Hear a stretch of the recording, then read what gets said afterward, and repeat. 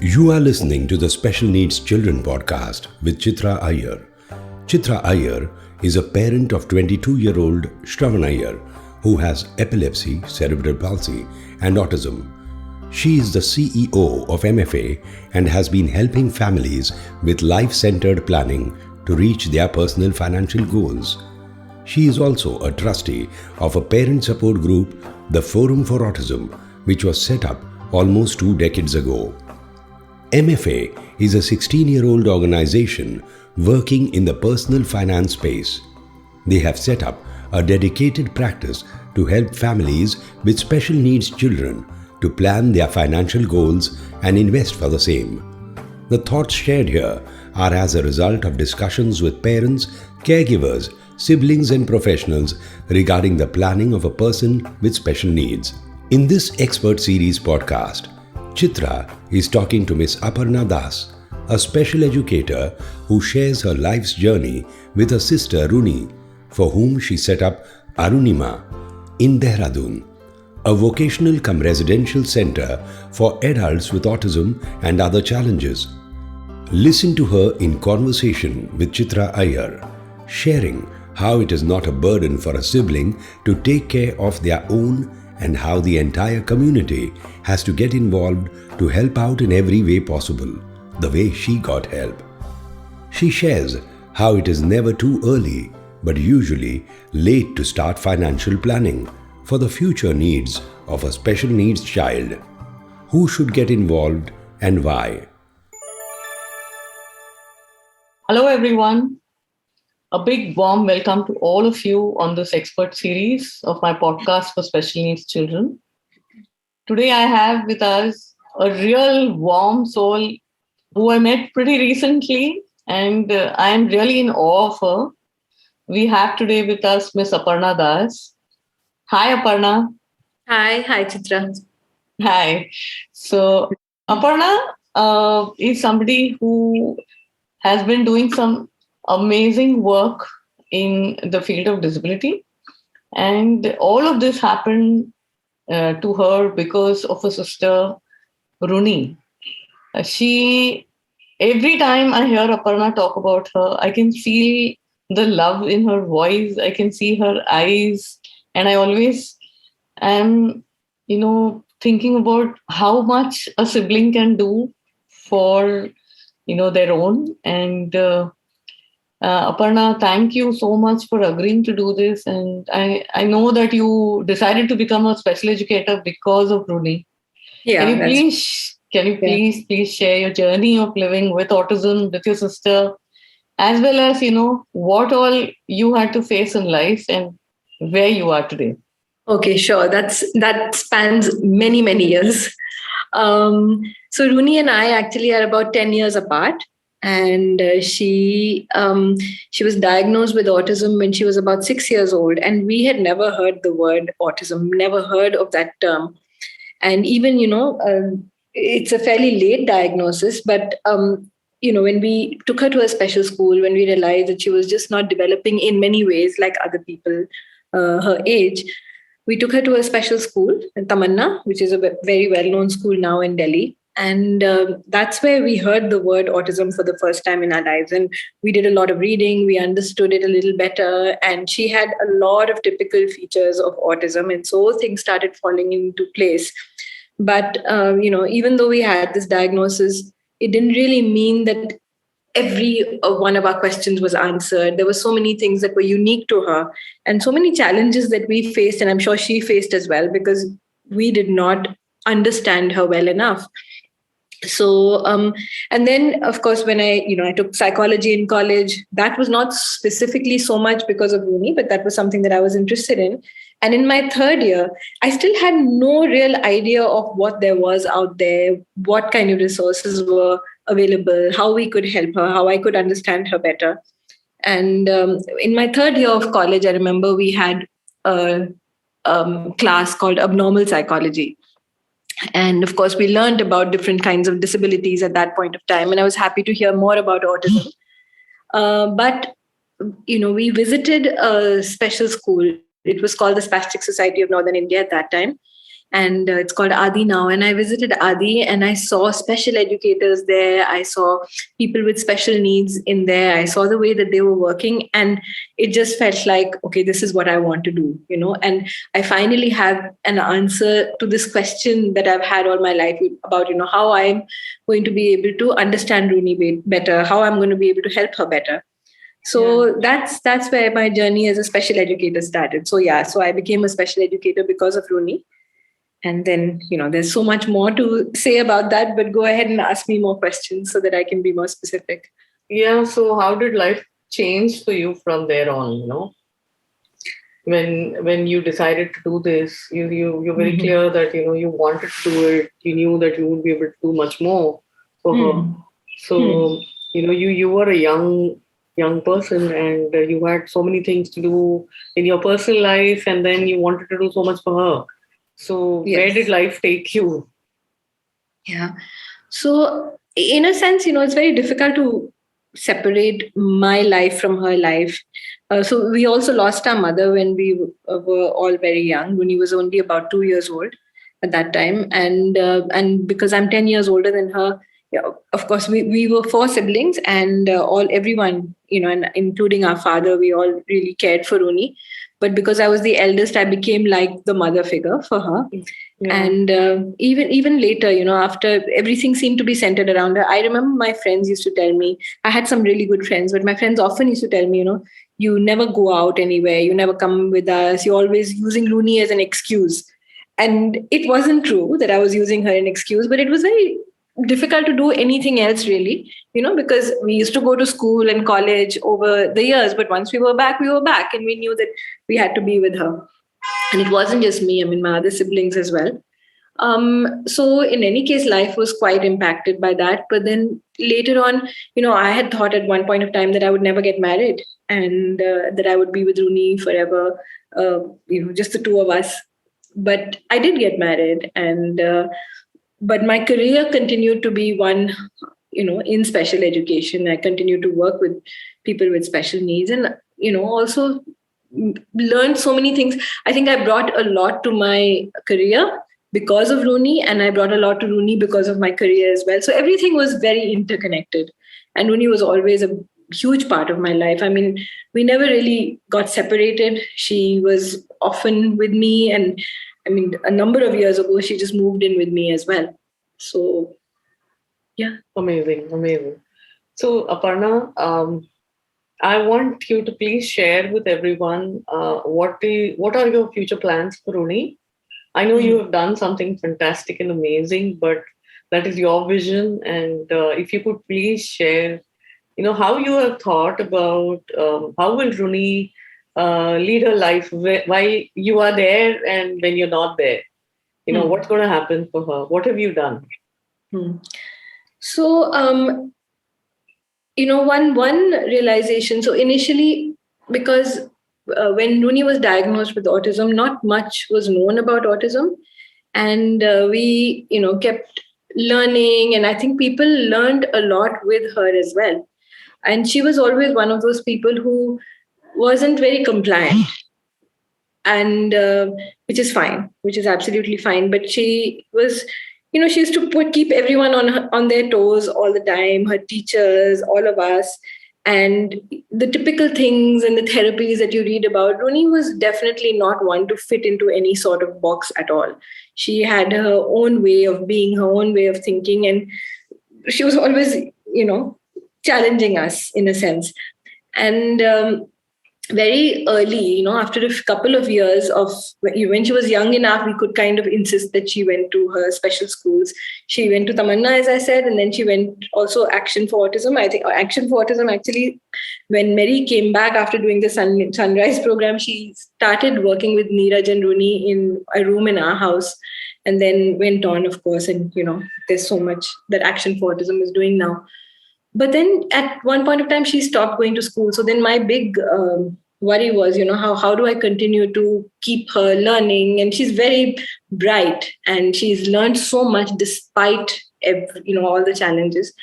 So that was one of the challenges. But then at one point of time, I realized also that, it wasn't just about the education, but also I had to start thinking about, what would happen to her.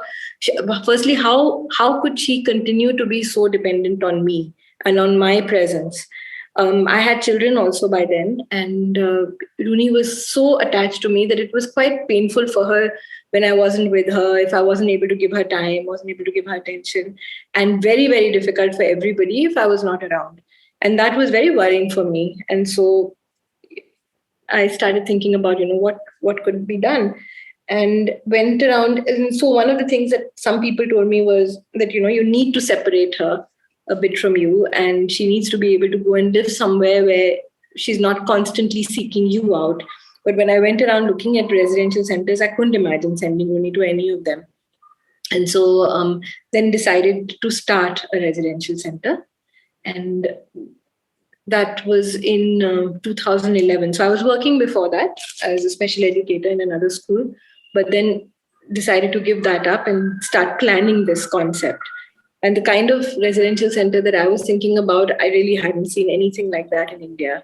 But with some reading and talking to people, these ideas started developing. And so we started Arunima, named after Runi. Arunima is her real name. And we started Arunima in 2011. And it's going to be 11 years old now. And so This is a residential center for adults. Initially, it used to be for adults on the autism spectrum. We have mostly adults on the autism spectrum now, but we also have people with other developmental disabilities at Arunima. And so it's become a home away from home in a sense. So that was my dream for Runi, and it's also something that has helped other people. That's one part of it. So, where does Runi live if I'm not around? Can Runi live without me? And yes, Runi can live without me. But, there are lots of other people now who understand Runi and who care for Runi and who feel for Runi and cry for Runi and dream about Runi, apart from me. But the other important aspect of that, of course, is that what happens when I'm not around? That was the other important part. So having in a sense, taken care of this challenge of, even if I'm around, can Runi live without me? But now when I'm really not around and Runi will have to be without me, what's going to happen then? And yes, so we've got this circle of people around her who will be there for her, who care for her. But what about the money? That's the next big question. And I think the last few years have also, especially since COVID started, it's taught us how life is so uncertain, and you have to urgently plan for the future. We've also seen that expenses for each person, they keep growing as people get older. So if I were to just take Runi's example, she's got her program expenses, just her living expenses, but she's also got things like medical expenses. She has epilepsy. She's been on medication since she was 2 weeks old. And now there's a lot of other things that have started happening in her body, probably as a result of all the medication she's taken over the long term. And so the medical expenses also keep going, and one has to plan for it, because, you definitely don't want her to be lacking if I'm not around. So this is the other very important aspect. And honestly, it's something that we're working towards. My brother and I, we are working together on this. And there's a financial planner who's been working with my brother's family for a number of years. And so we have been meeting regularly to talk about Runi's future as well. So we're just in the process, Chitra, right now. Super. So in fact, I was going to ask you, even raising funds for the center must have been so difficult, because a single person wanting to do something like this has to have youth support from family, friends, and so many others. And you finished 11 years. So what a journey here. And the financial implications must have been on your family and everyone, because wherever I've seen parents setting it up, or, a sibling setting it up, everyone has to be there together, involved in this, right? That's right. Yeah. And how did everyone around you react, and have you had that kind of support? Yeah, no, absolutely. This is very difficult to do alone, and especially in the initial years, Chitra. I think I think it's unavoidable in a sense. I remember people used to give me a lot of gyan, a lot of advice, and say, don't put your personal funds into it, keep your personal and professional separate. But it's impossible to do that. And I think that it was such a struggle. So, one of the biggest things that happened was, I was working somewhere else. I was earning a very decent salary. And then I gave that up to be able to start Arunima. And basically, whatever PF I had collected, over the years because of my work, I pumped most of that into starting Arunima.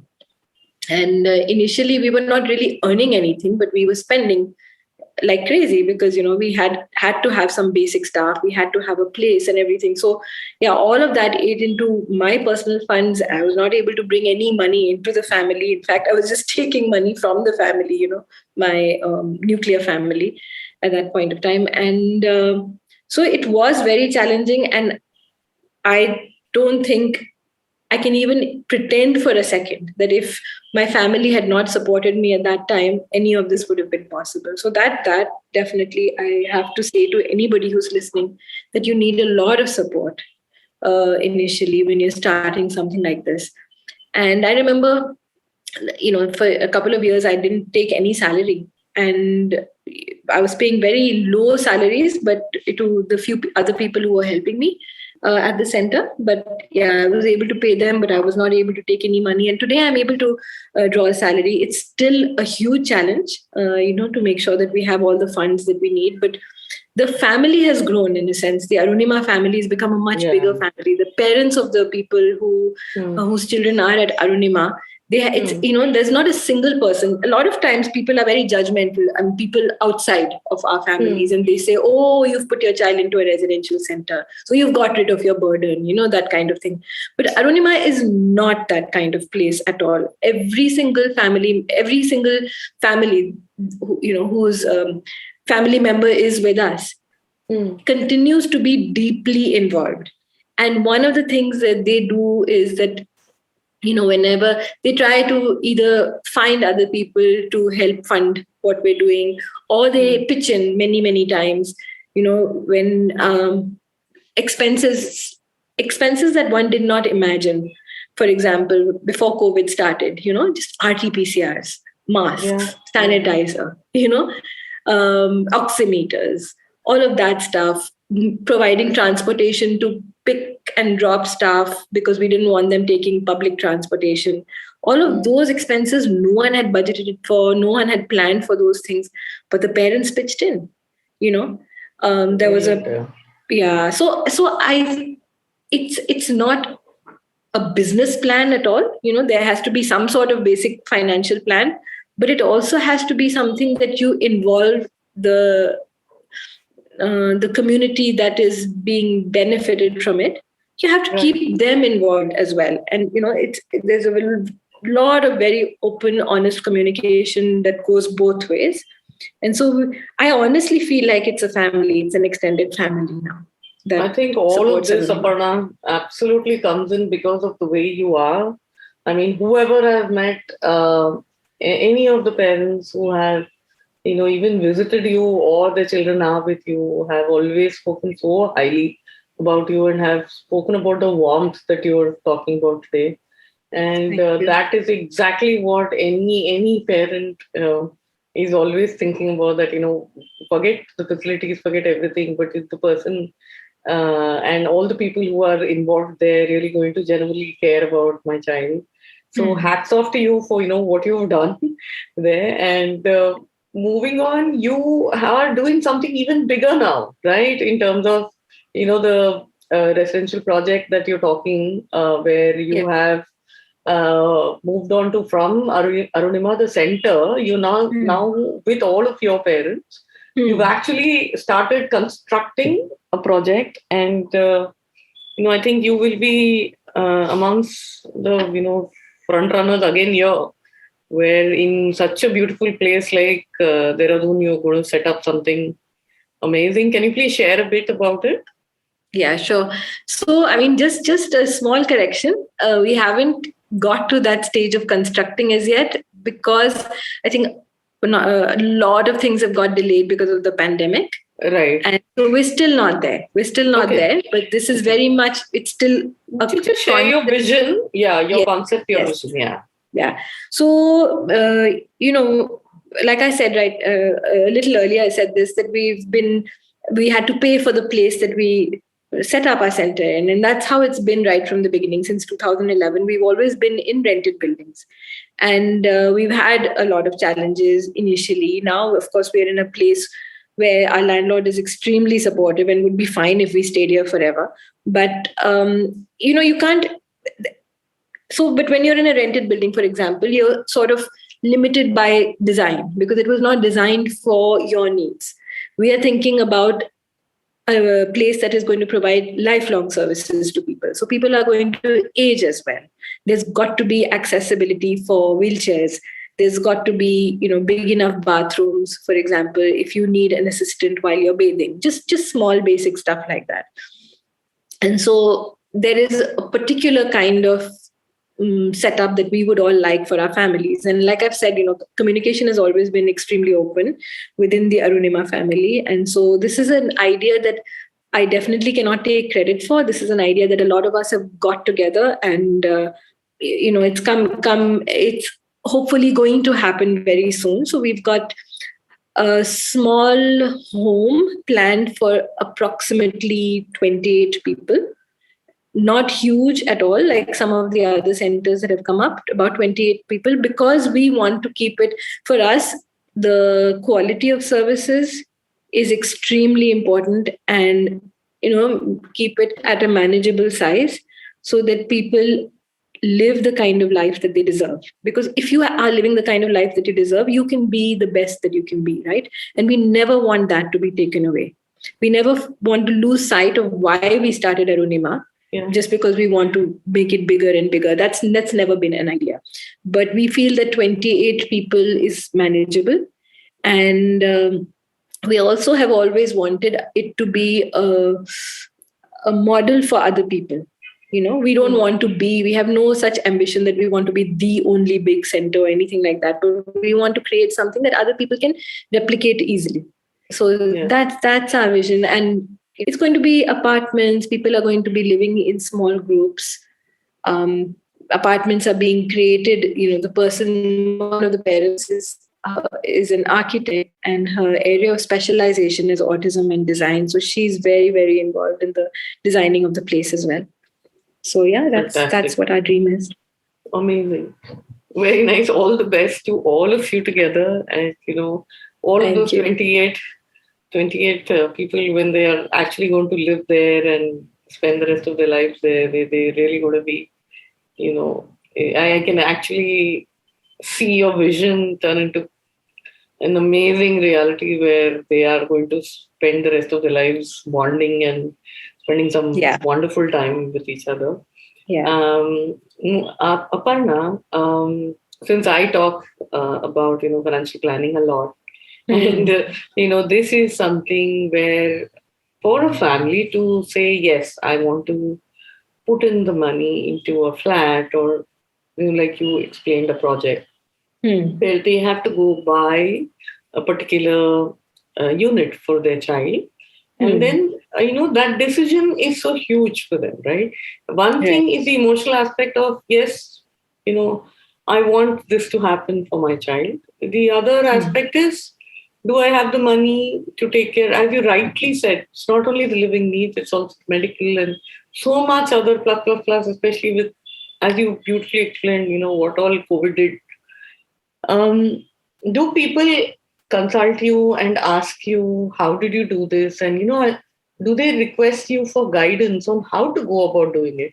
I'm just trying to explain to the audience of this podcast that when they are taking that decision, they have this whole thing in mind of, do I do it when my child is younger, older, adult, or much, much older, after I retire, before I retire, all of those questions.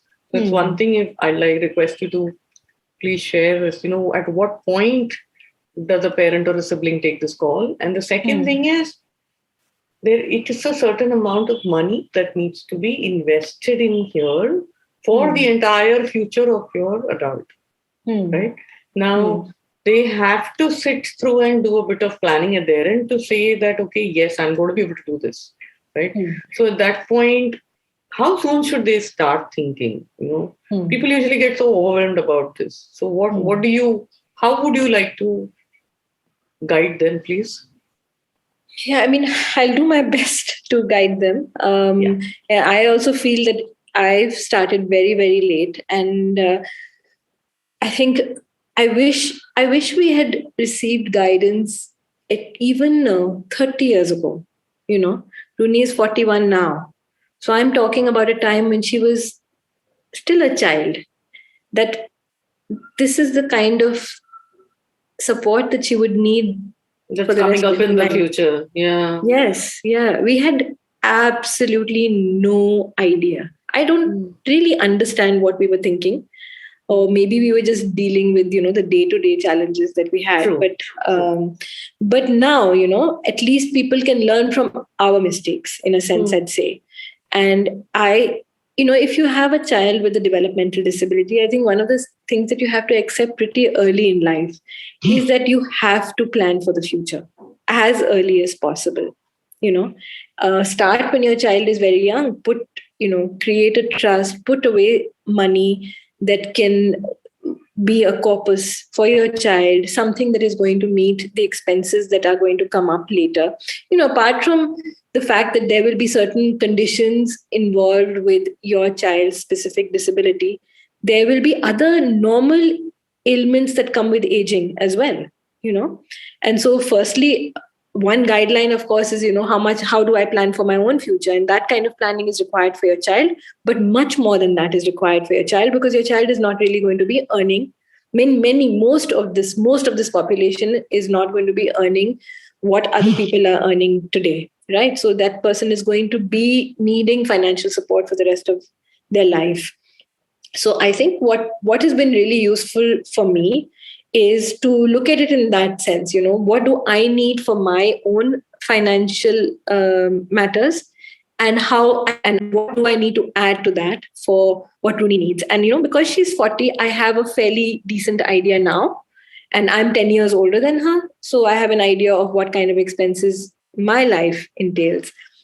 So it's basically working on a combination of these things. I would say to younger parents, talk to older parents and or families like ours, where we can give you a realistic picture of what kind of expenses are involved. I think that would be a great starting point for families, but it's never too early really to start planning. So true, because as you know, when I meet up with families and I start telling them, please get started and write down in terms of today's expenses, and only then can you envisage also what's happening in the future and start thinking of what is going to happen 10 years from now, 20 years from now, 30 years from now. And people wonder and look at me and say that, why on earth are you asking me to start thinking about it today? And thank you for saying this, that it's not enough. However early is not enough. Yeah, honestly, like, as you said, it's difficult with day-to-day things that you need to do, that so much is already happening and is on your plate. But this is priority, right? And consulting a financial planner, sitting down and doing this with somebody who can actually handhold you well is really, really important. Yeah. One more thing I want to add to this, Chitra, is the fact that you can't do this alone. Right? You have to have as many family members. So I think building that community around yourself while your child is still young is also very important. I know somebody, for example, whose family has set up a trust. And so this would be her aunts, uncles, cousins. They have all got together. Right. And created a trust for their child, for this particular person who's now in his 20s. Right. My brother and I, for example, we are doing this together for Runi, Right. So no one can do this alone. It's really overwhelming, because tomorrow it's not just a question of the money, but it's also a question of, okay, after us, who's going to manage the money? Who are you going to nominate? to look after these matters when you're not around anymore. So I know my brother and I are there right now, but then our children are going to have to look into this after we're gone as well. So this strange idea that I've heard a lot of people saying that, oh, we don't want to burden our other child with it. Well, firstly, it's not a burden. It's this person is your flesh and blood. So you're not going to, you should not tell your, other children, your neurotypical children, that this is a burden that I don't want you to have to take care of. No, it is their sibling. So they have to take care of that person. And then the younger generation has to step in. There's no choice, Beautiful. So I think that part is also extremely important. Whoever can get involved. It's not just about giving money. It's also about being there to make sure that, the money that is there is being used wisely. The person's needs are being met, someone to monitor, someone to be accountable to. That's very, very important. Yes. Amazing. Thank you so much, Aparna, for sharing about your entire journey, especially from a very committed sibling point of view like you. You really are a role model for many of us who have taken care. You've taken care of your sister just like your own child.